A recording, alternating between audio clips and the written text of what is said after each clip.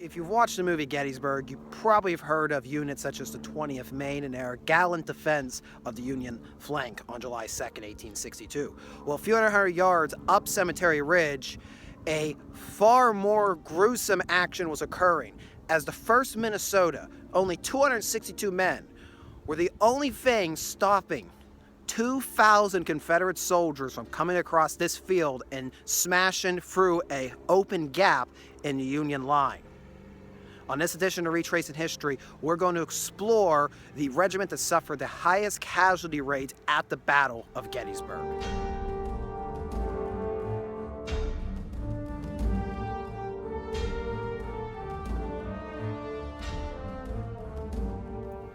Here's the sit rep for the afternoon, July 2nd.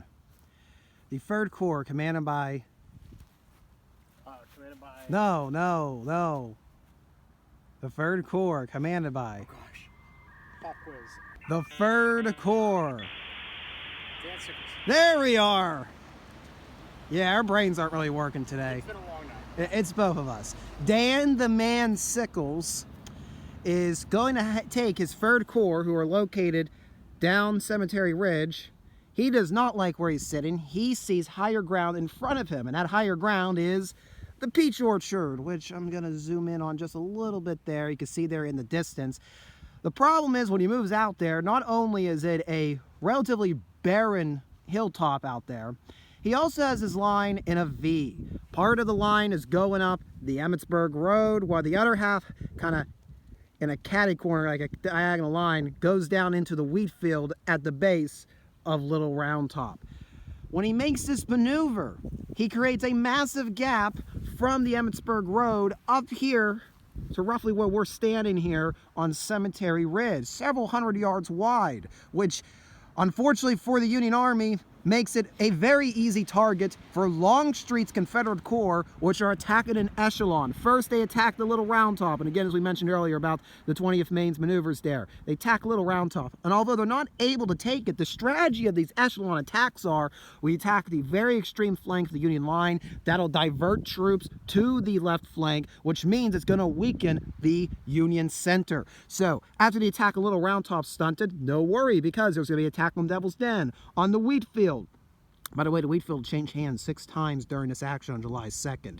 They're going to smash into the peach orchard. Barksdale's Mississippians are going to overrun the 3rd Corps, where Dan the Man Sickles is... What's going to happen to Dan the Man Sickles down there? He is going to be severely wounded. Yes, he is going to lose a leg, but he's become the greatest American to ever live. Indeed. Or so he thought. This whole battlefield is his monument. It truly is. Yeah. So, the center of the 3rd Corps is overran, and imagine the scene, and we're talking now, it's around 6 o'clock, 7 o'clock in the evening on July 2nd.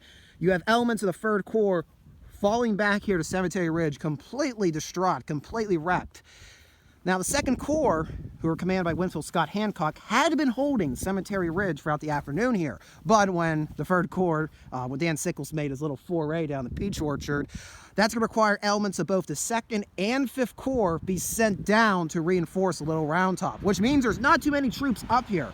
And in fact, when Hancock sees another echelon attack, this time being conducted by Wilcox's Alabamians, he is going to go and try to find some reinforcements to stop the Alabamians.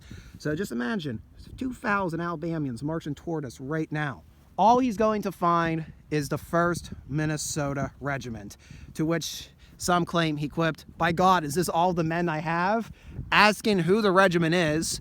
The 1st Minnesota, when they were here at Gettysburg, they did not have their full strength. They came onto the battlefield with 400 men, but over the night of July 1st into July 2nd, they had several of their companies picked off to assist in defending batteries, defending divisional commanders. So they're only down to 262 men. Nevertheless, their colonel is going to, without hesitation, agree to Hancock's request for reinforcements. And there are many different accounts on what is said between Hancock and Colonel Colville. But the short of it is, and my favorite one, and this is me quoting as Hancock, "Do you see those colors over there? Take them." And without hesitation, the 262 men of the 1st Minnesota are going to follow Colonel Colville down through this field and down into them thickets over there around Plum Run. And we're going to walk as much as we can the footsteps of their charge to try to buy the Union Army time to get reinforcements to plug this gap.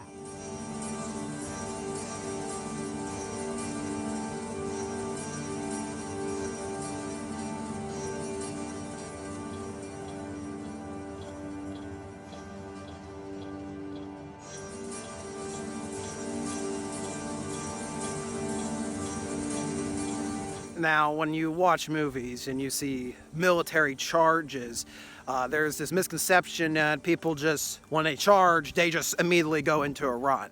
If you do that, you're going to be very winded about maybe a third of the way towards your enemy, and you're going to be easily overwhelmed. So when the 1st Minnesota touch off, it would have been first at a walk, then at the double quick.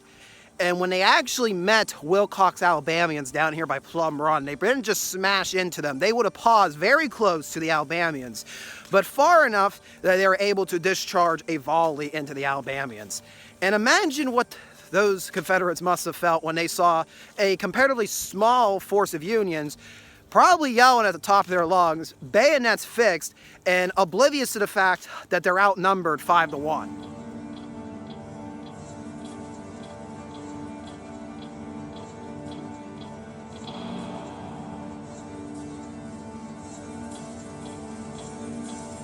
So there is the 1st Minnesota Monument, and that's where their assault began. And they came down through this field here. We're probably actually standing on the very extreme right flank of the 1st Minnesota. In fact, we're probably not standing in their path of advancement, but this does give you a much better vantage of where they would have been advancing. So more over here in this direction, and there's a little bit of a depression in the soil over there. You can see there's 2 little hills and a little gully. Kind of act like a chute for some of the 1st Minnesotans as they charge down into Plum Run. Now, the vegetation probably wasn't as built up as it is today. Nevertheless, I believe there was some vegetation down here during the battle.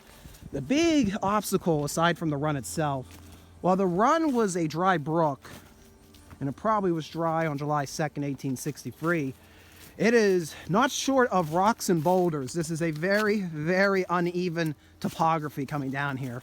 So, I don't know. I don't think it would have been fun to run down through these boulders. Nor would the Alabamians probably want to come over these boulders, especially when they're dealing with 1st Minnesotans that really have thrown caution to the wind. Yeah.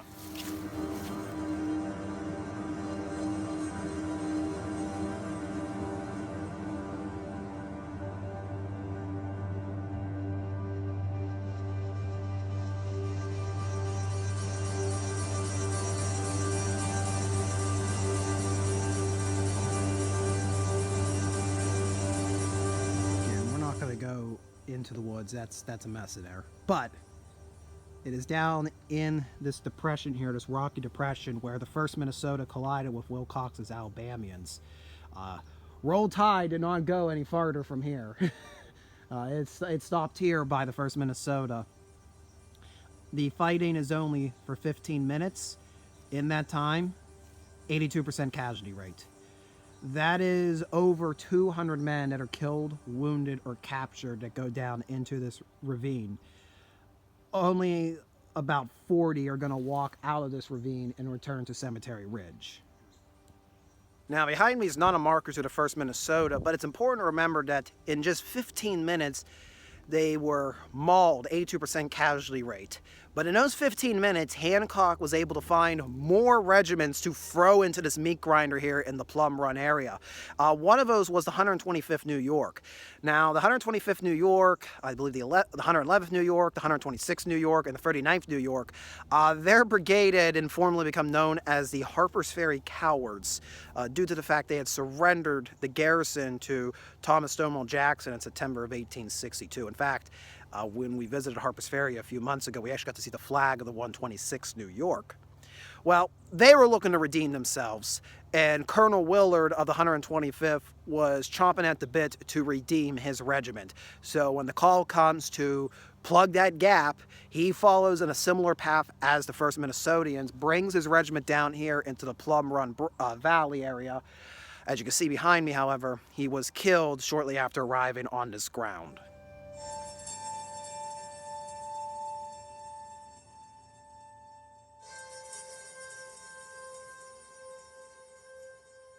Now, most tales of the 1st Minnesota end with their gallant charge here. That being said, there's a whole other day of fighting here at Gettysburg, July 3rd, 1863, and the 1st Minnesota, they can't cut a break. And they're going to find themselves in the thick of Pickett's charge. And we're going to head up to see the other 1st Minnesota monument.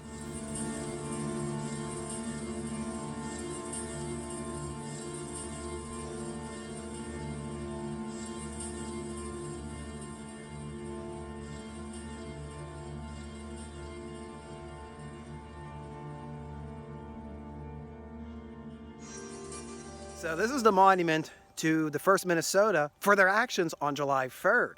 Yes, they were not done after their suicidal charge on July 2nd. So what's going to happen is, long story short, Robert E. Lee decides that the center of the Union Army is weak, and that if he launched a large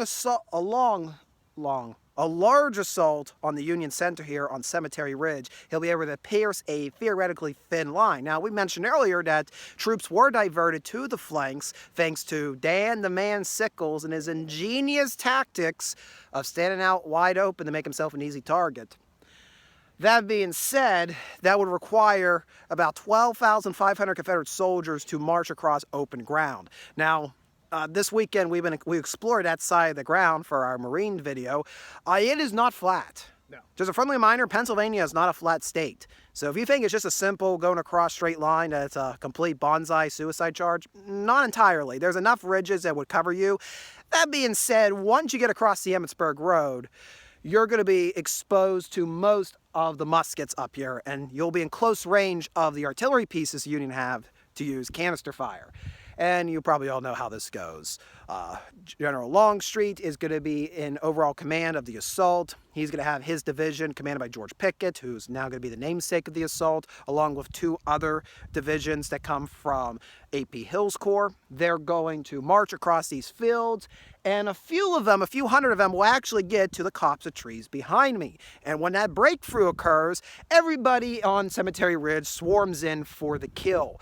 They weren't just walking into a flat line of Union troops. As these Confederates got across the Emmitsburg Road, as they got closer, select Union regiments came out from the stone wall and put themselves facing the angles, the flanks of the Confederate line. So now the Confederates were advancing into crossfire from the front, from the left, and from the right. One of those assisting in the crossfire was the 1st Minnesota, or, well, what was left of them by July 3rd. And as the Confederates break through, the situation is dire. The 1st Minnesota are going to charge again, although it ain't going to be too far of a charge, not like last time. They're going to charge several hundred yards. They're going to run up here to near the copse of trees, and they're going to collide with the 28th Virginia.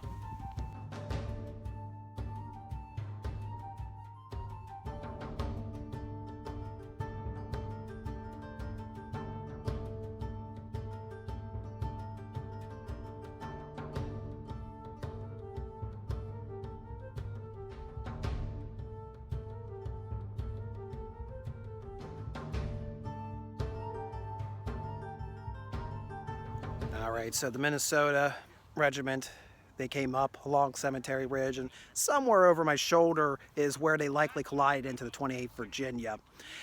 When they collide into each other, there's going to be a fierce fight over the battle flag of the 28th Virginia. I believe his name was an Albert Jones Independence Lee. I know Independence was in the title. What a name. Some of these Confederates, they got some of the best names. Oh, yeah. Mr. Independence, as we're going to call him, was the current flag bearer. Now, he's actually lieutenant of the regiment, but several of the flag bearers had already been shot down to this point. So he had taken the colors as they approached the angle. And a private Sherman of the 1st Minnesota is going to step up. Sherman claims he had his bayonet fixed and told Mr. Independence to surrender the flag. Other people in the regiment claim that they found the 28th Virginia flag already leaning against a tree at the angle, and there was a mad dash amongst the Minnesotans to grab it. Because whoever ends up getting that flag is going to get a lot of brownie points. And during the American Civil War, Essentially, when you capture the flag, you're going to get a Medal of Honor as a result of it. There are many Medal of Honors, and I do not want this to be taken wrong as I'm taking away valor from individuals, but be careful when it says they are given the Medal of Honor by capturing the flag. It does not mean they necessarily won it in a fierce tussle. It could be that they just found it laying out here in front of Cemetery Ridge, which there are several reports of that. In any case, though, we do know Private Sherman was involved in the fight, and he moved up with the regiment. So if he did not actually grab the flag from Mr. Independence, I feel he had gone through enough the past 2 days to warrant the Medal of Honor. Fair enough, yeah. So he's going to capture the flag of the 28th Virginia. He's going to turn in to his commanding superior. That'll be turned into the War Department, which was protocol. All flags are turned into the War Department. And Private Sherman will be bestowed the Medal of Honor. And there is a fantastic photograph of Mr. Sherman folded his arms in front of the flag in 1864. It is a fantastic photograph. He knew what he'd done, and he is proud of what he had done. The veterans of Minnesota hoped the sacrifices of their comrades would be remembered through the centuries, but could not imagine the action of Private Sherman leading to an endless conflict between the states of Minnesota and Virginia that is still going on at the time of recording this video. As mentioned, the War Department ordered all captured colors to be turned over at the end of the conflict. Fast forward to the 1880s, Union veterans petitioned President Grover Cleveland to return select captured flags to their southern states, in the hopes it would entice Confederate veterans to attend battlefield commemorations.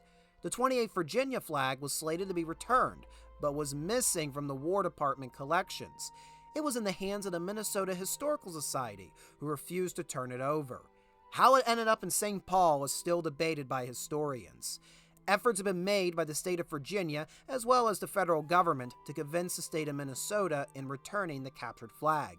Every effort, the most recent being in 2013, has been rebucked. In response to an appeal for the flag's return in 2000, Minnesota Governor Jesse Ventura responded with, "Why? I mean, we won." If you do visit Ziegler's Grove, one of the more prominent monuments is to Albert Wolson.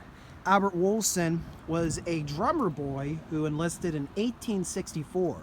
Although he would never see combat with the Union Army, he would have a special place in Civil War history. He became a member of the Grand Army of the Republic, which would be the American Civil War equivalent of the American Legion or VFW. You can see they actually put a representation of the medal on the monument. But what makes Woolsey so unique is he is considered to be the last living Union veteran of the American Civil War. He will die in 1956. Records show that he would have been, I believe, 109 years old when he passed away. So though he never actually participated in a battle and he had a very short service, he would attend a wide variety of a Grand Army of the Republic events throughout his life. He would get to know many different veterans. He was a wealth of information. Oh, sure. And he is considered the last Union veteran to survive the American Civil War.